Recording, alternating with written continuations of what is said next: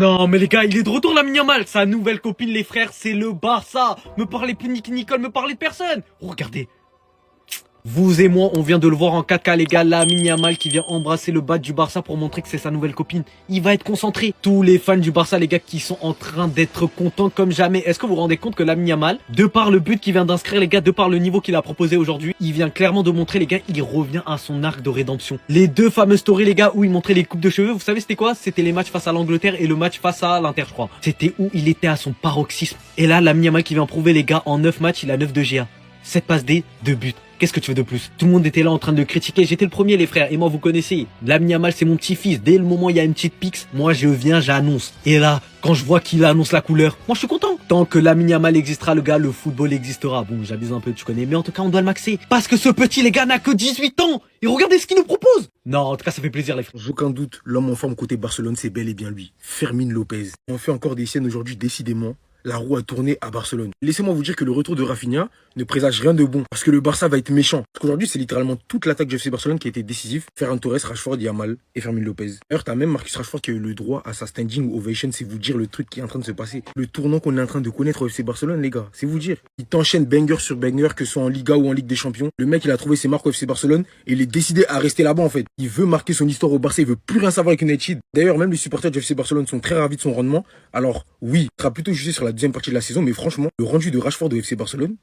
impeccable depuis le début de la saison. Perso, moi j'apprécie ce que je vois. Après, c'est les Barcelonais qui donnent leur avis. Petit à petit, le Barça redevient performant. Le Barça reprend confiance après la défaite au Classico, je tiens à rappeler 2-1 face au Real Madrid, au Santiago Bernabéu. Eux qui avaient beaucoup parlé de plaisanterie, la Liga est loin d'être terminée les gars. Une saison c'est très long et des retournements de situation, il y en aura. En plus quand t'as des mecs comme Fermin Lopez dans ton équipe, franchement, lui c'est vraiment un joueur d'équipe. Et d'ailleurs j'en parlais dans une de mes vidéos. Cette année ça va être un atout majeur du FC Barcelone cette saison. Ça fait plus aucun doute. Restez sobre, abonnez-vous les gars. Barça qui se remet à l'endroit et qui rebondit après la défaite face au Real Madrid. Je sais que beaucoup vont parler de Lamine Yamal qui a marqué, qui a répondu aux haters, mais s'il vous plaît, remettons l'église au milieu du village. Remettons l'épée à Arthur, remettons la baguette magique à Harry Potter. La prestation de Jong en l'absence de Pedri, faut en parler. Parce qu'on sait que Pedri, il met beaucoup d'ombre sur Frenkie de Jong, mais on oublie que quand il est dans celle-là, il est très très fort à dicter le tempo, à réguler, quand c'est lui le patron. Aujourd'hui, il a créé beaucoup d'occasions. Aujourd'hui, il a créé des occasions. Il a fait des passes clés. Il a même créé des expected goals. Très belle performance de la part de Frenkie. On en revient à Lamine Yamal, là, qui a répondu très tôt à ses haters avec un but dont on le sait, hein, quand il est dans la surface, il sait que c'est lui le patron, le maître du temps. Il ralentit sa course, un bon crochet. Une frappe pleine lucarne, propre, nette. Fermin qui sort à la 66e minute, acclamé par le stade Moundjouk. Encore une fois, récital, doublé de passes décisives. Aujourd'hui, mais il a distillé, il a distribué, il a fait le rôle qu'on attend d'un numéro 10 à l'ancienne, voilà. Comme à l'époque des Recoba, des Karagounis. Voilà, pour ceux qui ont la ref, vous êtes forts.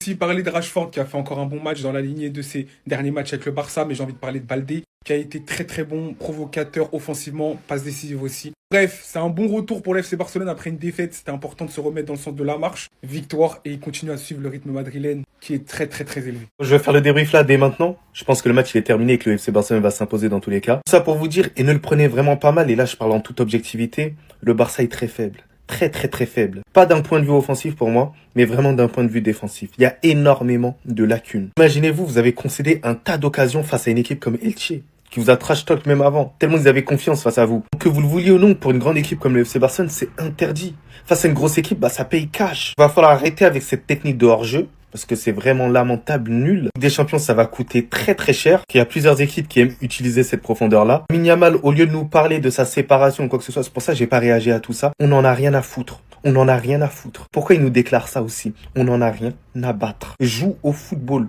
Sois bon sur le terrain. Et tout le monde va la fermer. T'es un joueur de football. Wesh, on est où? On est dans les séries novellas, tout ça. On s'en bat les couilles. Le seul point positif pour moi pour le FC Barcelone, c'est un joueur, c'est Fermin, qui est tout simplement extraordinaire, qui confirme de plus en plus que c'est le titulaire devant Dani Olmo, qui est malheureusement à chaque fois blessé. Sur les 3 derniers matchs, c'est 4 buts et 2 passes décisives. C'est extraordinaire, c'est incroyable. Il y a vraiment rien à dire. Mais bon, on en attend quand même un tout petit peu plus du Barça. Et voilà, j'espère que ça continuera comme ça et ils resteront vraiment derrière nous, le Real Madrid. Dans le bien, dans le Buenos Aires. C'est-à-dire, quand tu te concentres pour marquer un joli but comme ça, comment Dieu va savoir qu'on souffre? Et Je pense vraiment que que ça va être dur. 3-1 le Barça gagne, mais selon moi, ne vous fiez pas trop au score. Le plus important est bien évidemment les 3 points récupérés après un échec lors du dernier Classico. Mais continuant comme ça, ce Barça peut rapidement tomber dans le trou. Parlons pas toujours négatif, la continuité de Fermin, qui délivre aujourd'hui une double passe D, enchaînant l'Olympiakos, son but lors du Classico et aujourd'hui, il a prouvé qu'il avait réellement actuellement une place de titulaire indiscutable dans cette équipe. Marcus Rashford de même, d'ailleurs les deux joueurs qui ont été ovationnés par le stade, déjà 6 buts, 6 assists pour 10 matchs joués. Je m'attendais clairement à beaucoup plus, mais dans ce Barça en difficulté, qui au final peut voir mieux pour lui, sachant que même dans tout ça, il arrive à te planter un pétard qui va littéralement venir en premier lieu taper la transversale et finir au but. Ce sentiment au fond de moi, dont je sais pertinemment qu'il peut tellement faire beaucoup mieux que ça et qu'il en a encore en réserve. J'en dirais pas autant pour Lamine Yamal qui, malgré son but aujourd'hui incroyable lors des premières minutes, montrant le chemin à son équipe, ou après un incroyable travail de Baldé, Lamine Yamal réceptionne le ballon en surface adverse, prend tranquillement le temps de contrôler, vraiment très mature sur ce coup, prend le temps d'armer tranquillement, débloque le score pour son équipe, mais tout le reste du match, mis à part ça, Lamine Yamal, c'était pas le Lamine Yamal qu'on connaissait. Tout simplement pour l'instant, l'ombre de lui-même.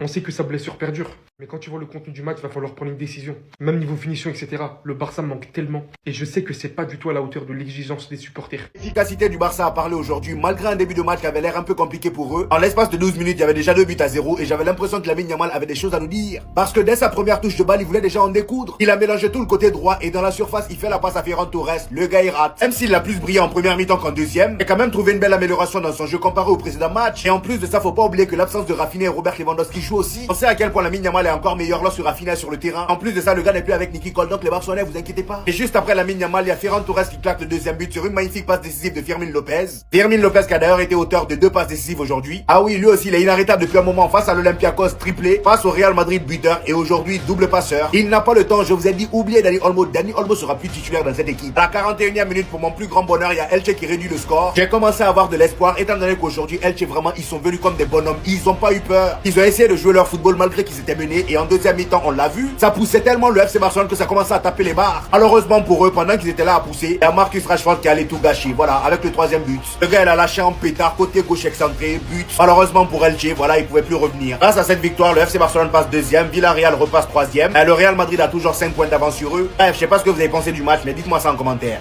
Victoire du FC Barcelone, on revient à 5 points du Real Madrid. Des choses négatives comme positives dans ce match-là, mais l'essentiel est là. Bizarrement, il s'est séparé, bizarrement, il retrouve le chemin des filets. Et c'est pas sur penalty cette fois-ci. Un but dans le jeu, grâce à un bon travail de pressing de Rashford et de Baldé. Sur la spéciale Lamine, pied gauche, il vient effacer, il marque, voilà, classique. Mais je trouve que Lamine Yamal est beaucoup moins percutant qu'avant, je sais pas s'il a une gêne toujours. Mais il fatigue moins les défenses. Comparé à Rashford, il doit en faire beaucoup plus le Lamine. Deuxième mi-temps, il est inexistant. Le match de port de Frenkie de Jong, en l'absence de Pedri, on peut bien évidemment compter sur lui. Sa qualité de passe, les duels gagnés aujourd'hui, j'ai rien à dire sur Frenkie. C'est un match dans ses classiques. Offensivement, il y a toujours un problème au Barça. Rafa Mir, bon, un habitué de la Liga, bien marqué sur sa première situation. On a eu 3 tirs de Elche qui ont été dangereux dans ce match-là sur leurs 3 premières frappes. Pour une fois, un but à cause de l'alignement qui n'a pas été bon. Et voilà, vous me direz que tant que le Barça est en capacité de marquer plus que son adversaire, ça passera toujours, oui. Et voilà, on se tue à le dire, le Barça utilise systématiquement. Il faut doser, parce que je le rappelle encore une fois, c'est que Elche en face et on a eu du mal. Donc bon. Bref, les 3 points sont pris, le Barça a gagné. Bonne nuit à tout le monde. Premier match sans Pedri pour le FC Barcelone et enfin il y a un nouveau man of the match. Voilà, ça fait du bien de voir du changement un peu, de voir d'autres joueurs prendre le man of the match. Parce que la quasi-totalité du temps, c'est Pedri qui le prend. Aujourd'hui, ça va être Marcus Rashford qui va le récupérer sur cette victoire 3-1 du FC Barcelone face à Elche, avec un superbe but à la clé, un frappe, pied gauche, barre rentrante. T'as Rashford qui a même été ovationné lors de sa sortie. Et même Rashford, en vrai, tu regardes sa saison, statistiquement, ce qu'il propose au FC Barcelone, c'est super bien.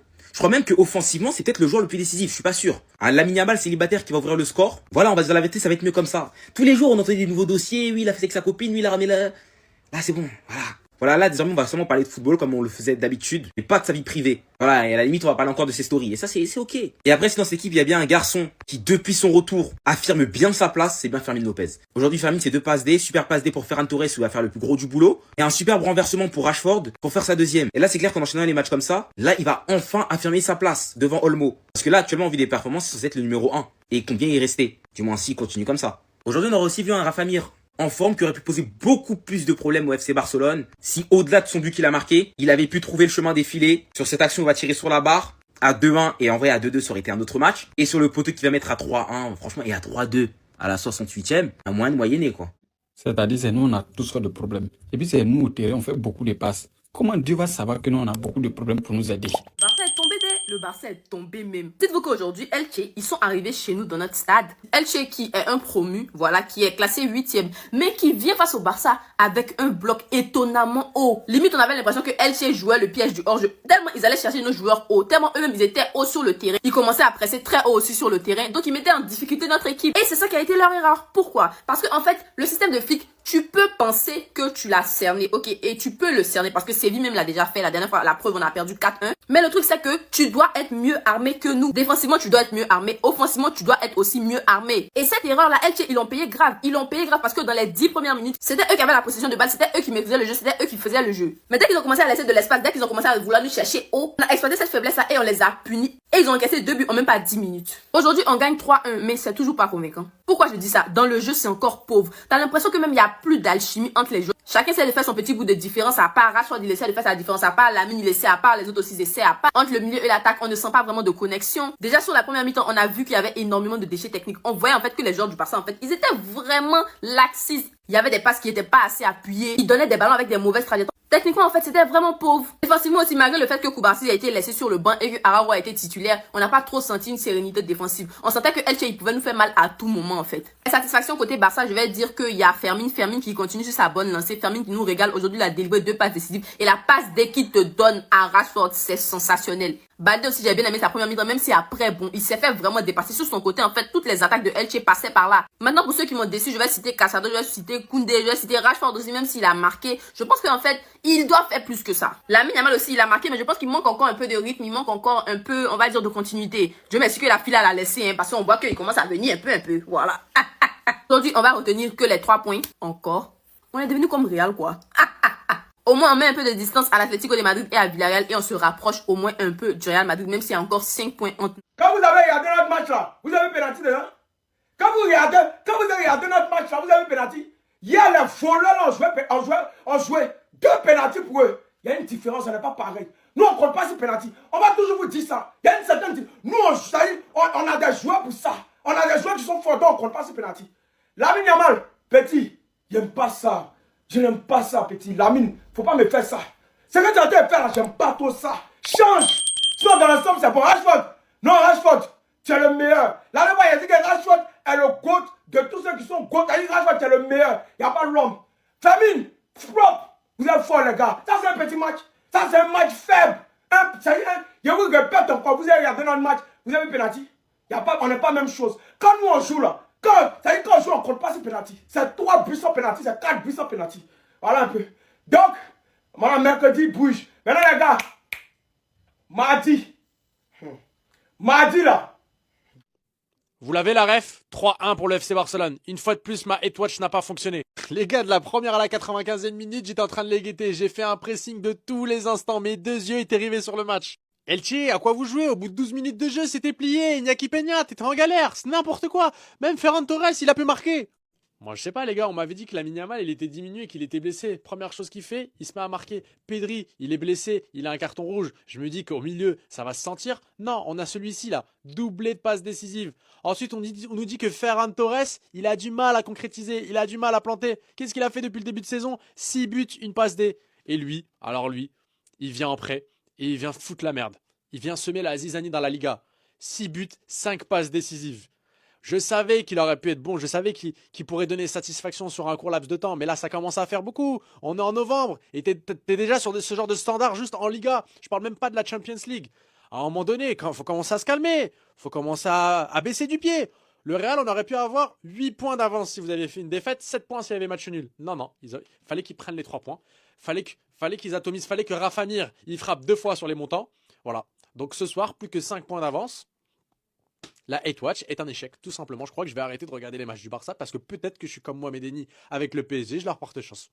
Niki Nicole, tu n'auras jamais raison. Sabine, Ferran, Rashford buteur. On parle tout de suite du match. Yamal ouvrira le score sur une belle passe de Fermin Lopez. Tu te rappelleras que son premier amour, c'est le FC Barcelone, bien sûr. C'est encore une fois pour la célébration. Tant que Flick a dit qu'il a parlé avec lui, donc est-ce que cette discussion a amené à leur séparation? Ensuite, dans la foulée, Ferran Torres marque. On se dit que bon, malgré le FC Barcelone n'est pas totalement le ballon dans les 20 premières minutes, on mène 2-0, donc vas-y tranquille. But sur un bon ballon de Fermin qui a fait un excellent travail, qui était pile électrique aujourd'hui. Il finit avec 2 passes décisives, le Fermin. Bravo Ferran pour les 50 buts. Tu te mets en difficulté. 2-1 avant la pause, Rafa Mir, voilà. Bourreau du Real Madrid l'année dernière, il me semble. Domicile, le 2-1, je crois. Bref, je sais pas pourquoi je parle de ça. Et là, t'es moins bon en revenant de la pause, tu presses moins. Ils ont des occasions. Poteau, bar, on frôle le 2-2. Marcus nous délivre, voilà, un pétard. Donc voilà, sans ballon, dans le pressing, c'est timide quand même. Même si en vrai, en 10 matchs, 6 buts, 6 passes, c'est rien à dire. En tout cas, de l'autre côté gauche, ça a été très vulnérable. Je l'ai constaté, je sais pas si vous l'avez constaté. Les occasions venaient beaucoup de leur côté. Je pense que c'est pour ça que Flick les a sortis tous les deux. Comme match de patron de Frenkie, voilà, t'as tenu le mitard, t'as porté tes responsabilités, tu l'as très bien fait. 6, 8, 10. Donc arrêtez-moi ces bêtises là de le mettre là comme ça. Finir en disant que Eric Garcia est notre meilleur défenseur cette saison. Félicitations Eric.